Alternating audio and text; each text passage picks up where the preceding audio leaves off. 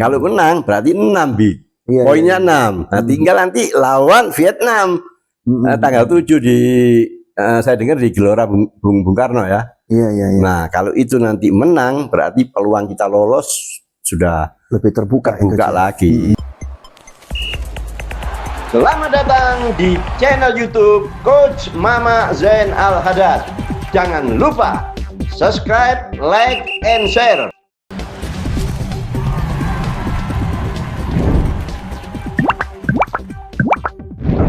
Gebrak ajur. Assalamualaikum warahmatullahi wabarakatuh. Salam olahraga para gebraker semuanya. Malam ini bersama dengan Coach Mama Haddad. Apa kabar Coach Mama? Baik, Big. Alhamdulillah. Alhamdulillah. Big, malam ini kita podcastan di rumah Muhammad Syauqi Al-Hamid dan dipantau oleh Abdullah Ali Al-Hamid dari Malang jauh-jauh. Dari Malang. Oke. Coach, ini kita podcast membahas mengenai timnas. Jadi harus lebih semangat dan lebih gebrak-gebrakan lagi nih Coach. Karena tim-tim yang lalu Piala Dunia ini sudah lewat dan ini tim negara kita sendiri Coach. Jadi kita harus jauh lebih semangat dan alhamdulillah Coach. Bagaimana menurut Coach, kita langsung masuk Coach ke pembahasan Coach. Lawan Kamboja, bagaimana menurut pendapat Coach permainan timnas kita Coach? Ya Big, yang pertama-tama kita wajib bersyukur. Alhamdulillah. Karena kita main pertama dan berhasil menang, berarti mendapat 3 poin. Iya. Biasanya pertandingan awal itu agak susah Big ya, tapi ini alhamdulillah dilalui dengan mulus. Bahkan kita menang 5-1 atas Kamboja. Ini patut disyukuri. Alhamdulillah. Nah, secara permainan memang kelihatan sekali bahwa tim kita ini di atas daripada Kamboja. Baik menyerangnya, baik pertahanan. Satu kunci kemenangan kita adalah pintar memanfaatkan peluang. Oke. Ya kan? Oke. Beberapa kali Tom Haye itu 3 asisnya menjadi gol semua. Becker nanti kita bahas sendiri kau bilang ya. Ini secara umum dulu. Pertahanan terutama transisinya agak bagus, walaupun perlu nanti ditambah untuk menghadapi lawan-lawan yang kuat. Tapi secara umum yang kita bahas pertandingan kemarin berarti kemarin itu sudah bagus, walaupun kita mau maju mesti ada sedikit evaluasi. Cuman Big, kalau menang evaluasinya titik Big. Tapi nek kalah Big itu lembar-lembar. Evaluasinya ya kan. Catatan Boja. Tapi tetap harus dievaluasi karena nanti akan berhadapan lawan-lawan yang lebih berat. Kita sekarang ini konsentrasi dulu lawan Timor Leste. Kita harus menang, target menang sehingga 6 poin. Nah, tinggal nanti finalnya itu penentuannya pada tanggal 7 hari Senin melawan Vietnam. Ini pertandingan yang tidak boleh dilewatkan. Siapa yang menang berarti itu yang akan lolos ke putaran kedua. Bahkan saya yakin siapa yang menang ini yang akan ke final. Oke. Coach, kalau gitu kita masuk lebih mendetail nih Coach. Ada sama posisi dengan Coach nih, asik juga nih membahas seorang striker yang baru Coach, Michael Becker. Seperti apa Coach menurut Coach? Big, podcastan kita sebelumnya kita sudah sempat membahas mengenai Michael Becker ini. Michael Becker ya. Michael ini adalah seorang striker yang punya tinggi badan 196. Oke Coach. Di podcast itu sudah saya sampaikan berarti ini punya kelebihan di bola-bola atas. Nah ini harus dimanfaatkan. Bahkan saya bilang ini berbahaya, ini dia bisa menjadi tembok, dia bisa menjadi pencetak gol lagi. Nah, yang menarik pertandingan tadi malam, Becker ini bisa hebat, bisa hidup, bisa hat-trick karena ada sosok gelandang yang namanya Tom Haye. Inilah istilahnya pensupli bola. Ibarat ini Indonesia ini saya ibaratkan Prancis juga. Prancis itu punya jago asis, 7 asis yaitu Olise. Di depan dia punya jago cetak gol yaitu Mbappe. Nah, Mbappe mencetak 10 gol. Ini mirip-mirip Big. Cuman sini ada striker Becker. di sini ada Tom Haye. Dan tadi malam itu setel. Semoga ini lebih ditingkatkan lagi sehingga kedepannya tim ini menjadi lebih bagus dan solid. Oke. Pertahanan Big, oke Big. Cuman ada sedikit setelah unggul 3-0 ada sedikit miskomunikasi, kurang tenang, kurang konsentrasi. Yang akhirnya menjadi gol. Ya, itu penjaga gawang harusnya dia berdirinya bukan di tengah karena bola ada di sektor kanan. Mungkin dia agak maju ke tiang dekat. Ya, tapi itu kelengahan dan semoga kedepannya tidak terjadi lagi. Saya rasa secara umum seperti itu, Bik. Oke. Coach, lini tengah selain dari Tom Haye seperti Mark Locke dan Ivar Jenner yang dipasang line up, menurut Coach seperti apa nih, Coach? Selain sosok individunya dari Tom Haye, Coach. Ya, saya lihat lini tengah ini, Bik, lini yang paling vital. Orang bilang kalau lini tengah ini menang, dikuasai, maka peluang untuk memenangkan pertandingan itu besar. Dan ini kemarin dimiliki oleh timnas kita. Kita menang di tengah, ya kan? Di situ ada Tom Haye, ada Mark Locke, dan ada Ivar Jenner. Ya. Sehingga suplai bola ke depan, terutama kecerdasan, kepintaran Tom Haye membaca kelebihan timnya secara individu. Siapa itu? Ada backer yang tinggi, maka dia kasih bola-bola atas. Ini yang saya katakan reading the game, membaca permainan. Apa kelebihan lawan secara individu, secara tim, dan apa kelebihan tim kita secara individu dan secara tim. Nah, secara individu loh, kita punya pemain yang tinggi, kuat, bola-bola atas. Ya, kasihlah bola-bola atas. Kan gitu. Nah, cuman nanti kita ini akan berhadapan dengan tim yang tangguh, mungkin lawan Vietnam. Itu nanti ujian yang sebenarnya menurut saya. Tapi saya yakin ya, kalau lihat mainnya kemarin, saya yakin. Cuman gini, Bik, kalau boleh saya memberikan masukan, gelandang kita nih tipikalnya hampir sama. Oke. Menurut saya yang bagus itu gelandang itu ada yang namanya playmaker, ya, mungkin sudah ada Tom Haye ya. Ada juga yang namanya breaker. Ya, kayak contohnya siapa? Nah, kayak contohnya Gattuso.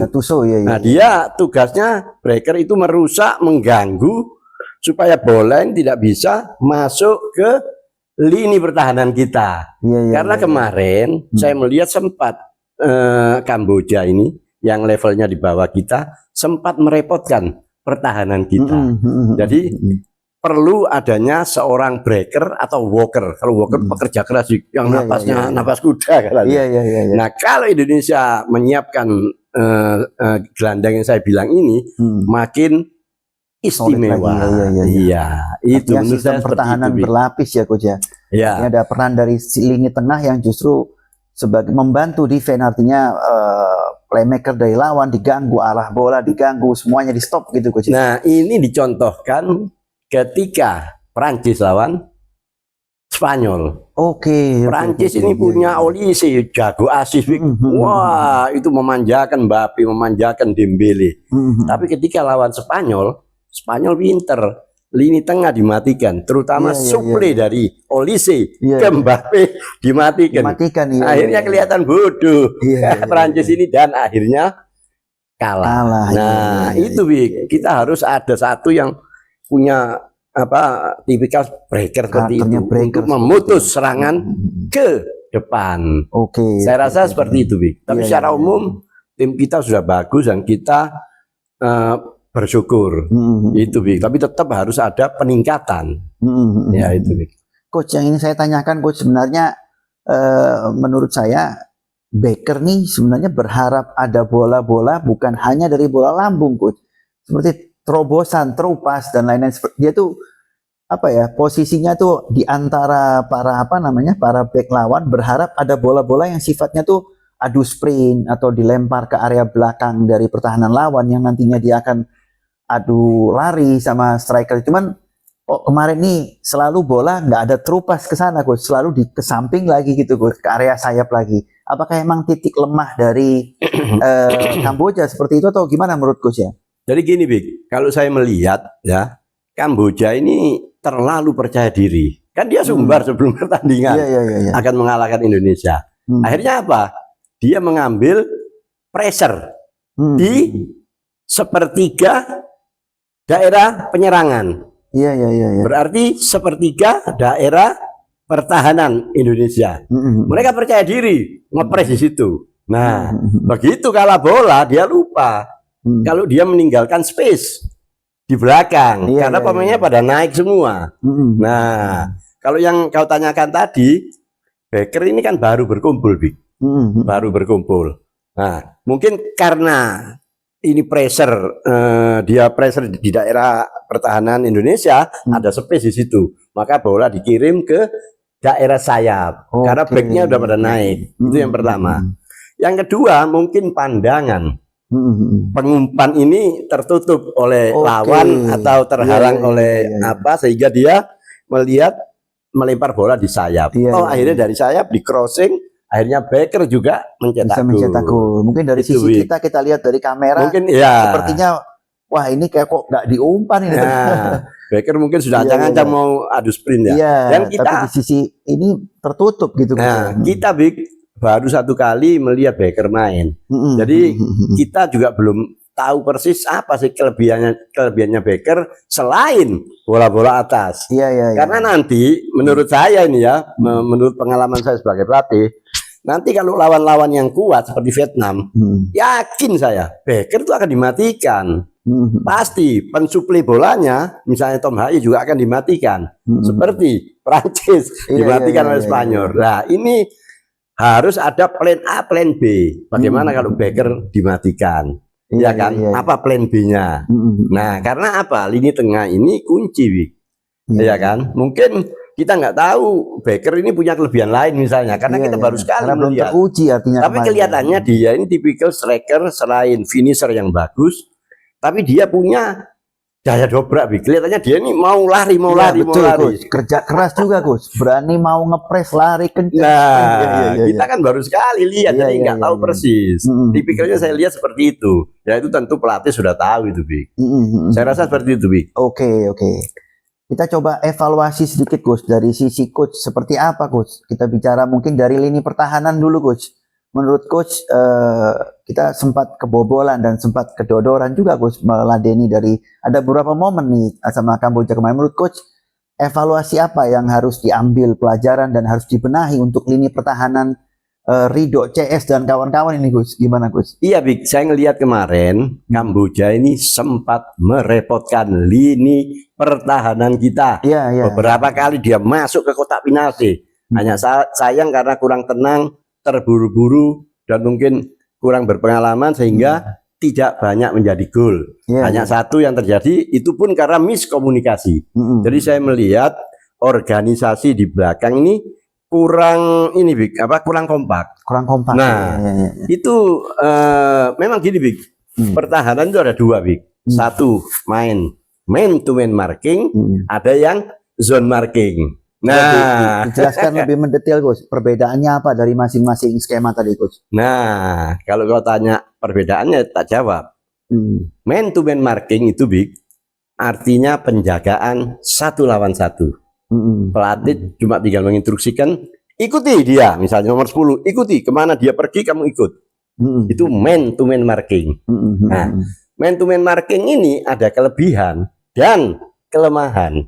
Oke, ada celah juga, Coach. Apa kelebihannya? Gampang ini, ngelatihnya gampang karena instruksinya ikutin dia.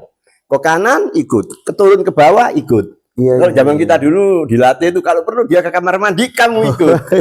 Itu man to man marking. Ya kan? Nah, tapi ada kelemahannya, Bik. Apa kelemahannya? Apa itu kelemahannya, Coach? Ada celah, ada space. Kalau dia ditarik ke kanan atau ditarik ke bawah, kan dia harus ikut. Di situ ada space. Nah, itu kelemahannya. Nah, sekarang kita bicara zone marking. Zone marking itu, Bik, penjagaan daerah. Jadi pertahanan misalnya 3, dia di daerah kotak 16 itu. Dia lari kanan, lari kiri, dia tidak mau ikut. Ya kan? Nah, dia tidak mau ikut. Kelebihannya apa? Zone marking ini. Kelebihannya ialah dia kalau diperintah ke bawah atau ke kanan dia tidak ikut, sehingga daerah itu ada orang, ada pemain. Nah, karena ditarik dia nggak mau. Beda dengan man to man marking. Man to man marking ditarik dia harus ikut. Nah, cuman zone marking ini latihannya butuh waktu.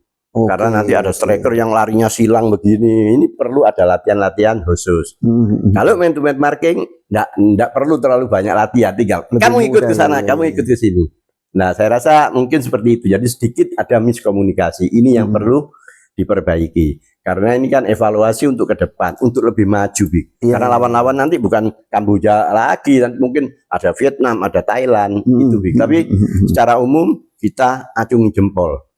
Untuk tim Indonesia ini, baik bertahan maupun menyerangnya sangat istimewa. Semoga ini bisa dipertahankan dan ditingkatkan. Itu, Tapi kalau dari segi lini penyerangan, Coach, apakah masih ada hal-hal yang perlu diperbaiki? Walaupun kita tahu bahwa sudah cukup lumayan bisa mencetak 5 gol. Tapi menurut Coach, apakah masih ada yang perlu dibenahi atau ditambah, Coach, dari sisi penyerangan? Menurut Coach seperti apa? Kalau yang saya lihat tadi malam ya, jadi memang Kamboja ini percaya diri.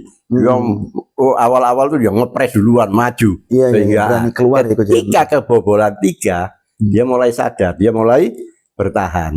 Nah, babak kedua kita sudah unggul itu, mereka main compact defense, Nah, di sini kadang-kadang pemain-pemain depan kita kurang tenang dan terburu-buru. Kurang tenang dan memaksakan serangan dari sektor tengah, padahal di situ banyak orang, lihat Fadil dia maksa di situ, terus Eki memaksa dari situ. Mungkin main dari sayap salah satu cara untuk membongkar compact defense. Selain itu berani melakukan tembakan dari dari luar kotak penalti. Kenapa? Pandangan penjaga gawang itu tertutup, Harapannya Sadil ya, Coach, punya tendangan yang cukup bagus, ya. Kemarin bagus juga, cuman setelah pergantian itu ada sedikit beda permainannya ya. Wajar lah, wajar. Mungkin karena Becker tidak ada sehingga bola-bola atasnya belum maksimal. Saya rasa itu, Iya. Coach, menurut Coach nanti kita akan bertemu dengan Timor Leste di pertandingan selanjutnya. Kira-kira bagaimana, Coach, pertemuan timnas melawan Timor Leste nanti? Menurut prediksi Coach seperti apa pertandingannya nanti, Coach? Seperti yang John Hackman bilang, bahwa kita itu mikirnya 1-1. Iya. Kamboja selesai. Ya, sekarang kita konsentrasi melawan Timor Leste. Dan sekali lagi, jangan lengah, jangan meremehkan. Karena Timor Leste ini habis dibantai sama Vietnam 7-0. Pasti dia akan all out. Saya yakin kalau Indonesia main seperti kemarin, disiplin dan sebagainya, saya yakin Indonesia bisa menang. Nah, kalau menang berarti 6, poinnya 6. Nah, tinggal nanti lawan Vietnam tanggal 7 di saya dengar di Gelora Bung Karno ya. Nah, kalau itu nanti menang berarti peluang kita lolos sudah lebih terbuka lagi. Itu, semoga itu harapan kita, Oke, Coach. Pertanyaan terakhir, Coach. Menurut Coach, line up kemarin 11 pemain yang pertama itu apakah sudah yang terbaik menurut Coach? Apakah ada lini kedua yang ternyata bermain lebih bagus, atau menurut Coach seperti apa? Apakah sudah yang terbaik kemarin, Coach, yang diturunkan awal-awal nih, Coach? 11 pemain awal line up. Sebelum pertandingan itu, podcast kita 1 hari sebelumnya kan sudah meraba-raba. Kira-kira siapa ini susunan ini kalau pakai 3-4-3 ini? Dan 80-90% hampir tepat semua ya. Kecuali Marcelino ya, nggak masuk. Kalau menurut saya untuk saat ini, untuk saat ini itu yang terbaik. Tapi belum terbaik karena masih ada pemain-pemain kita yang lagi berkompetisi di Eropa. Kita tahu ini Piala AFF. Piala AFF ini bukan kalender FIFA. Sehingga klub yang memakai pemain-pemain Indonesia, pemain-pemain kita itu punya hak untuk memberikan dan mempunyai hak untuk menahan. Nah, kalau itu nanti datang semua itu tentu tim ini akan semakin bagus. bagus. Oke. Iya, jadi belum maksimal karena masih ada. Tapi untuk saat ini yang ada ini ya ini yang terbaik nih. Oke, artinya squad ini yang terbaik. Iya, menurut aku Coach, ya. seperti itu. Oke Coach, menarik Coach pembahasan kita kali ini. Cuman mungkin kita cukupkan dulu Coach. Nanti kita akan lanjut di sesi-sesi berikutnya Coach. Oke, para gebraker semuanya, kita cukupkan sesi kali ini dan kita berharap mudah-mudahan laju timnas Indonesia, timnas Garuda kita ini Coach. Ya kita harus fokus nih Coach ya, game by game ya, untuk paling tidak pertandingan melawan Timor Leste, lawan Vietnam dan lawan Singapura nanti ini kita paling tidak kita bisa bermain maksimal dan bisa lolos dari grup target awal jangka pendek nih Coach ya, harus lolos dari grup.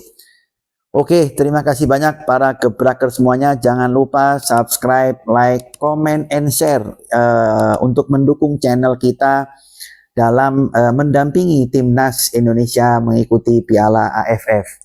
Demikian Coach, terima kasih banyak Coach Mama dan para gebraker semuanya. Jangan lupa subscribe, like, and share di YouTube Coach Mama Hadar. Iya. Oke, terima kasih semua. Assalamualaikum warahmatullahi wabarakatuh dan gebrak ajur.